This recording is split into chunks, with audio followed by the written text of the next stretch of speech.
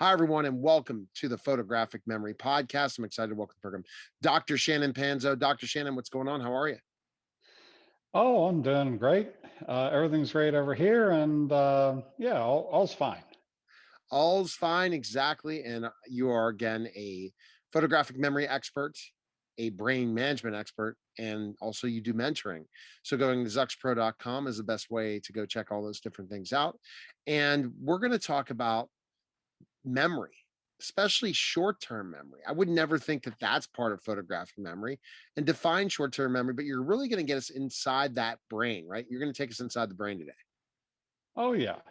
Now, in order to appreciate what the photographic memory offers, you first have to look at what most people are dealing with on a daily basis, and that is their short-term memory. And this is what we're supposed to rely upon.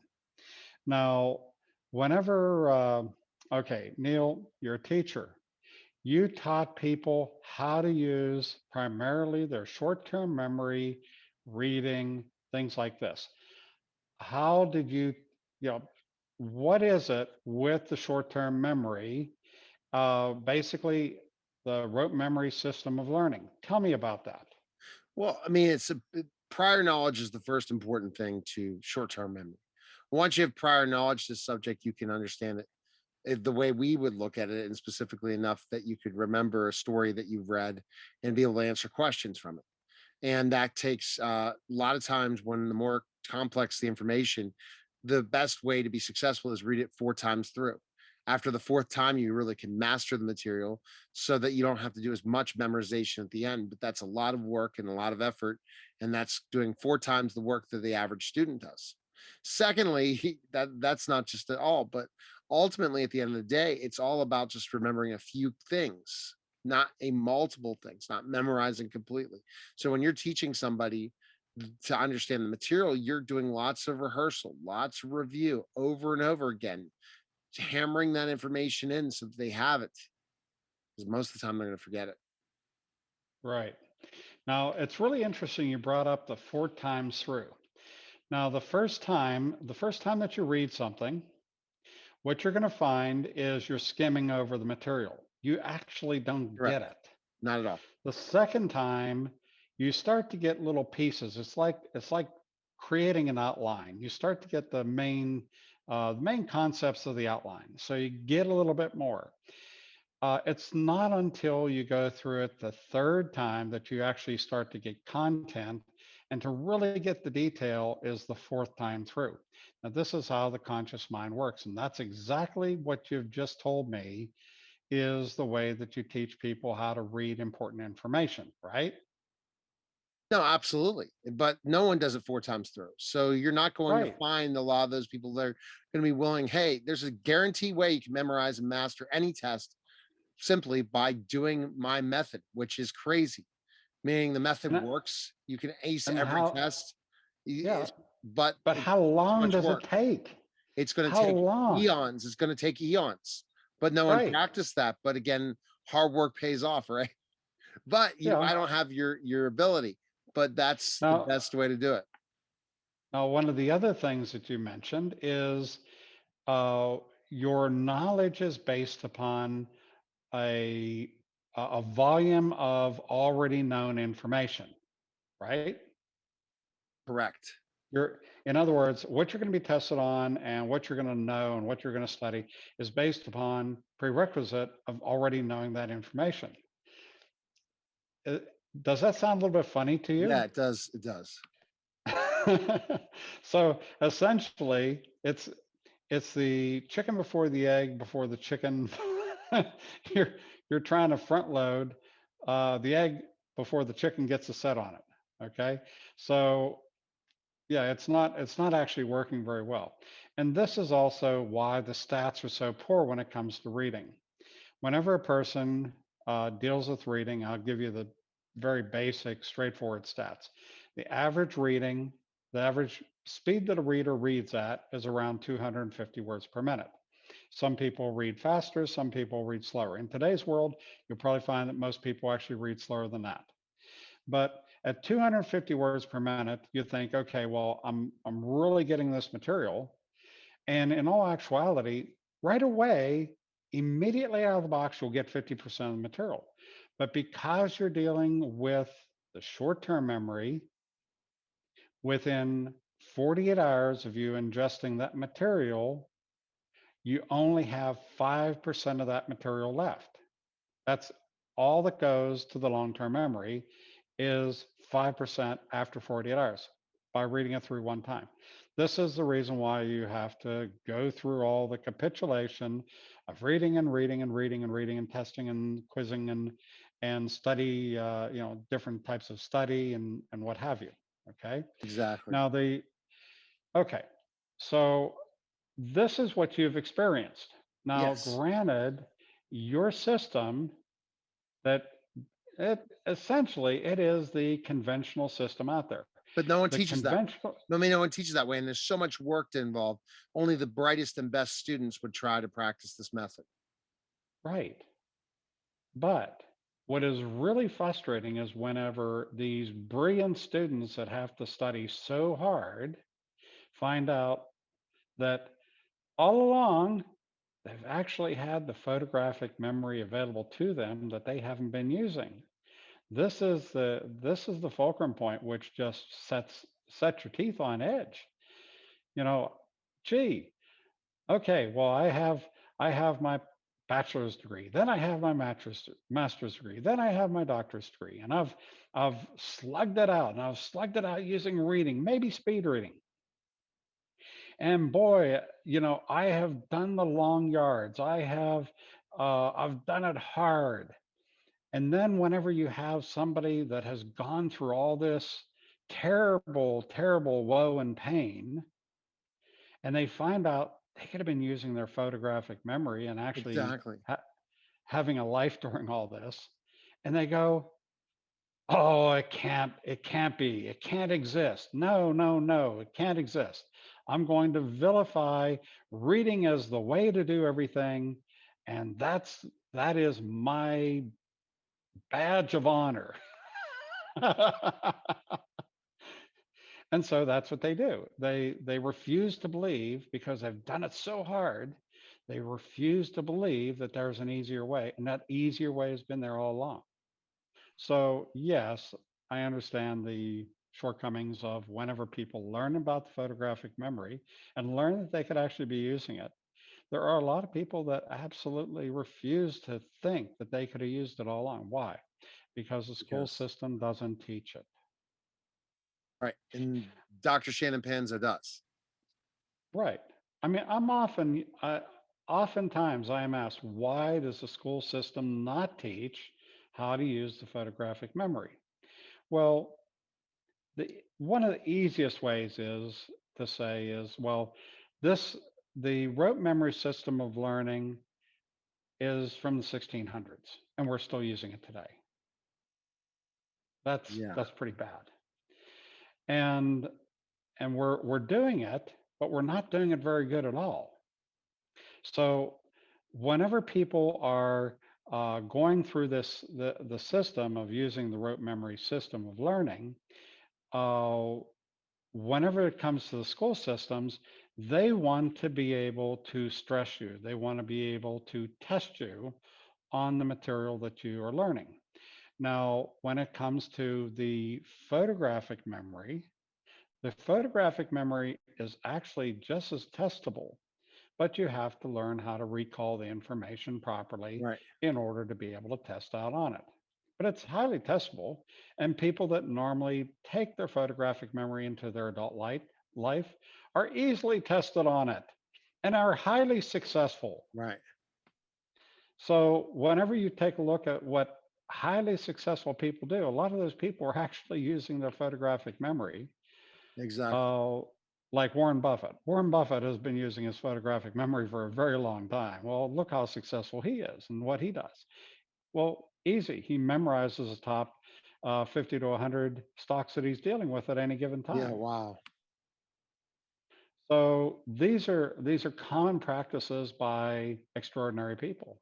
And all I'm doing is I'm teaching regular people how to become extraordinary again and be the best that they can be. This is the if you want to grasp what this means to you in something you can actually hold on to, this is that childlike way of learning, that sense of Right. wonderment.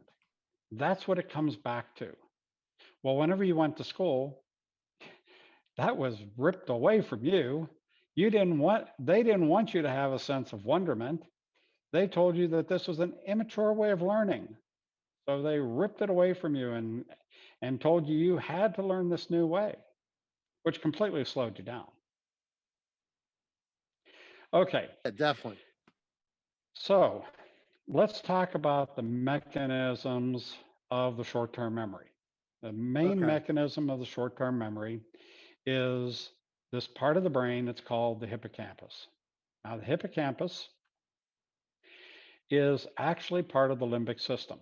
It's primarily your judgment, the things that you need to make judgment call on. That's pretty much what the limbic system is. And so there's actually a relative time limit in doing that. Now, that's why the hippocampus only holds on to the information, relatively speaking, for up to 48 hours. It actually works like a leaky water glass. The function of the hippocampus is to forget. The function of the hippocampus is not to remember. It is to forget Exactly. most of the material. And hopefully, through emphasis and energy that you put behind something, hopefully that is the information that will be remembered and then transferred into the long term memory, which will only be about 5%. So the hippocampus works against us. It works against us because everything that we put into it, it forgets most of it before it's shipped on to the long term memory. So yes, that really hurts us in Hippocampus. what we're doing. So the way Now we go ahead. teach is we focus on the hippocampus and looking at short-term memory, thinking that's the way that people are going to retain all the information, move it to long-term memory, when it just doesn't. Well, it's because the school system uses reading as the primary basis of how you gain access to the information in the first place. If you're using reading, it's going to go to the hippocampus first, and it's not going to go to the long term memory directly. That's another thing that we're going to be talking about. But whenever you're using the hippocampus, this is what you have to deal with. Now, there is a way to bypass the hippocampus, and I'll be telling you about that here shortly. Now, Neil, how would you think about this? What if somebody came up to you out of the blue and said, Neil, how would you like to be able to take in information 25,000, 50,000, 100,000 words per minute? Initially, before you knew me, Right. initially, how would you think about that person?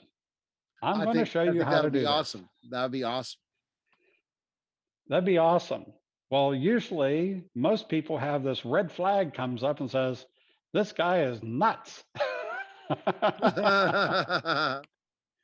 Okay. Why? Because they have been belted up about the head constantly as they were going through school that in order to learn, you had to read everything verbatim. How many times have you heard this, Neil? All the time. Right. So it becomes a program that you're programming all of your students all the time that in order for them to learn, they must read every word verbatim. Well, it's not true. The stats prove otherwise. The stats prove exactly the opposite. And whenever you go into the stats, uh, whenever you go into speed reading, you read a lot less material. You skip over a lot of material in speed reading.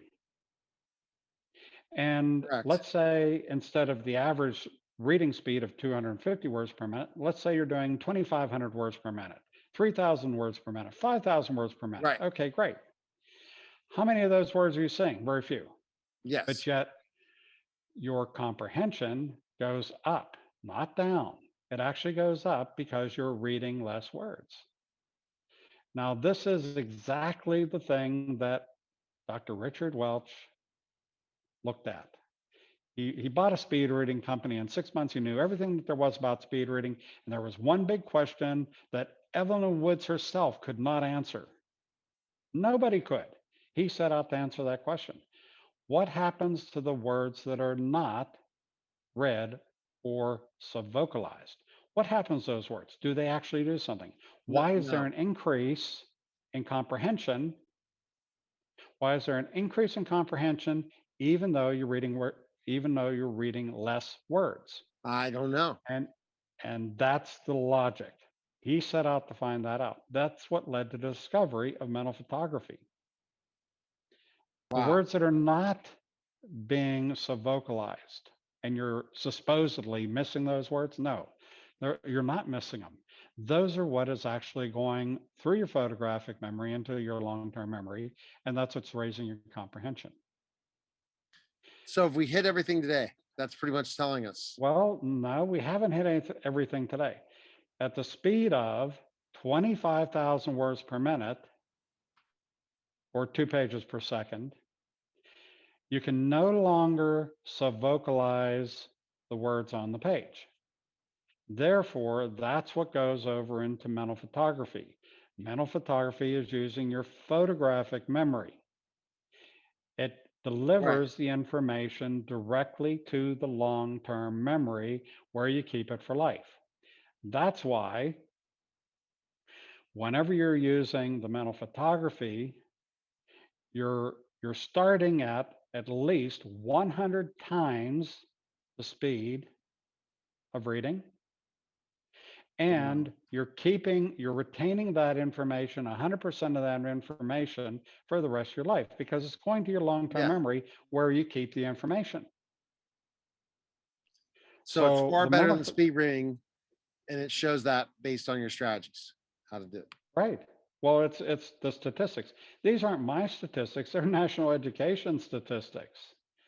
And I mean, the National Education Association, they're not going to give me statistics for their study of mental photography because they promote reading. Right, exactly. So people are ready. They can go to zuxpro.com right now if they want to get started, right? Absolutely. I just think it's fascinating to think about those things and fascinating to know that reading is not the best way to retain information. Photographic memory is. Why aren't they teaching it everywhere? We're going to find out throughout the weeks of these shows and people's feedback. Remember to just go to zuxpro.com, drop Dr. Shannon a message. Go to any of my channels, drop me a message of how much you're getting out of the Photographic Memory Podcast. And remember, we could check out zuxpro.com, follow Dr. Shannon on all social media platforms, and take care, man. Thanks for having me today. All right. That was the Photographic Memory Podcast. Take care.